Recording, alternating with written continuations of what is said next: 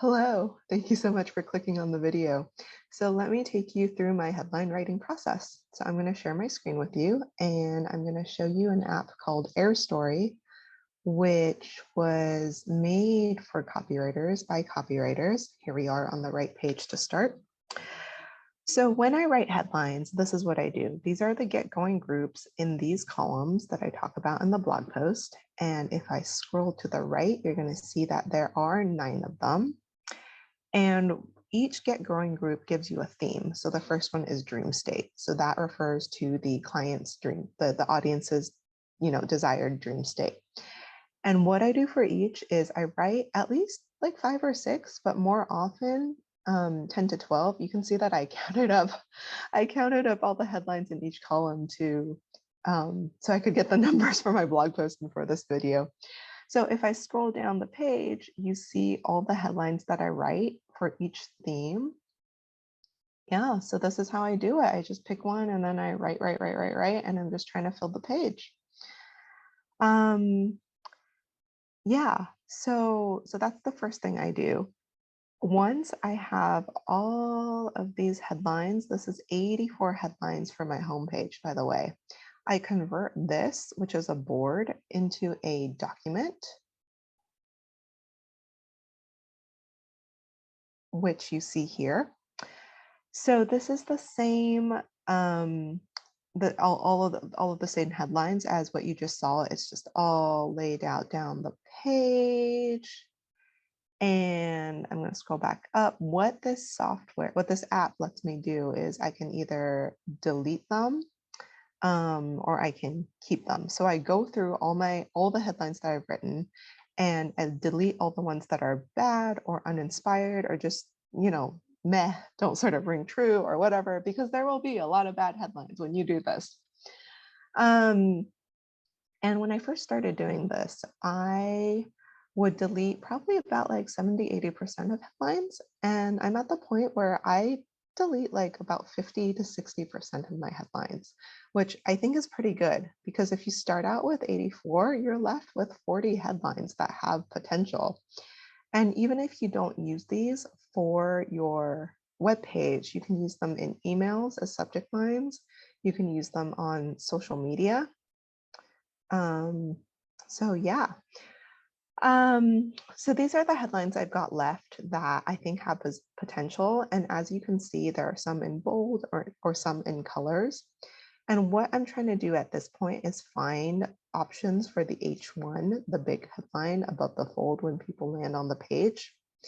And so I whittle that down to about 4, like maybe 4 to 5, 3 to 5. And I test out some different subheads. So like I said, the subhead gives the headline some context if it needs it, or it can expand on it a little bit. And what I'm doing when I pull out the 3 to 5 is I try out some different subheads. And then I take another look at all of these, and eventually I can whittle this list down to like maybe 2. And from those 2, I can pick one headline that I want to use and one subhead. So you can see that like this paragraph and this paragraph are slightly different. Those are 2 different subhead options. Yeah, so once I get to this point, I have my headline, my main headline, and then what I do with the rest. Okay, so we have all these lovely headlines still. When I work on a page, so I'm going to pull up my home page for you. I'm going to scroll back up to the top. So when I work on a page, what I do with the rest of the headlines is I make sure to message map. So in my blog post, I talk about my messaging document, and that shows me what my ideal clients' biggest desires and biggest pain points are, so that in the first headlines and crossheads on the page, I speak to those desires or pain points or dreams or whatever. For my audience, I think the biggest desire is sales, which is why in a lot of my early headlines and crossheads on this page, I do talk about conversion a lot, but I don't want you to be confused with talking about conversion and having conversion as the main goal. what I hope I've done in my crossheads is talk about conversion in a way that's memorable, because I think the main job of these headlines and crossheads is to be memorable so that when people are ready to work with me, they'll hopefully remember me. So let me show you what I mean. Let me scroll back down. So this headline, for example, I am pretty happy with this headline. The secret to more sales is in your conversion copy. I think it's short. I think it's kind of catchy. I really like the alliteration with the S's and the C's. So that's what I mean by memorable. Same thing here. I hope the repetition of conversion focused and conversion ready, kind of catchy. I have in this crosshead a result that I've achieved for a client, more engagement.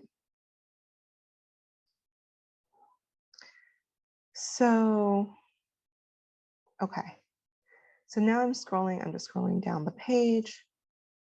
And then we get quite a bit further down the page. This is this is past halfway down the page.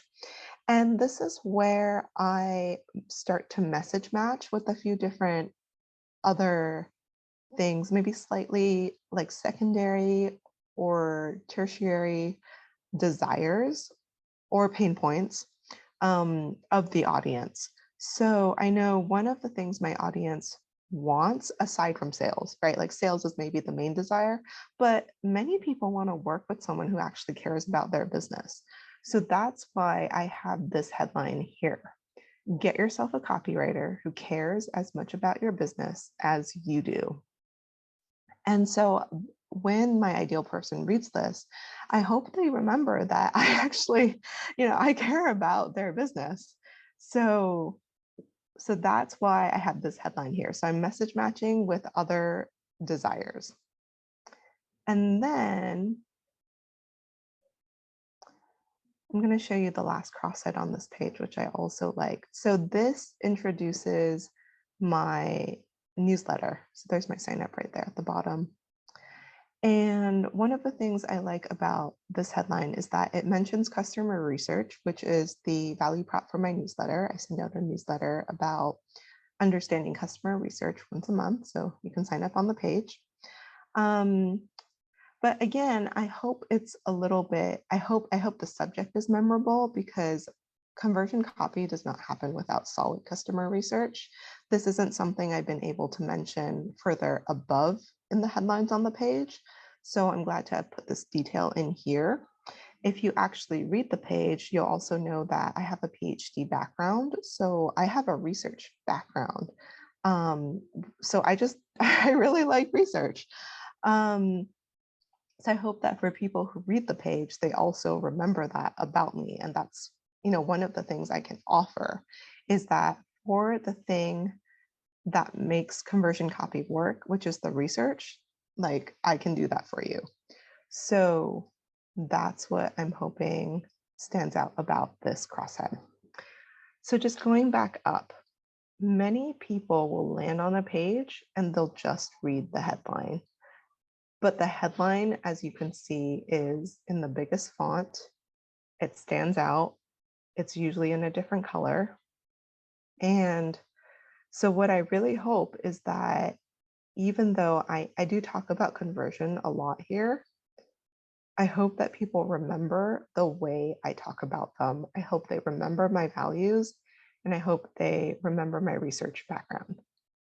All right, so yeah, so I hope it was helpful to see that, and I'll talk to you soon.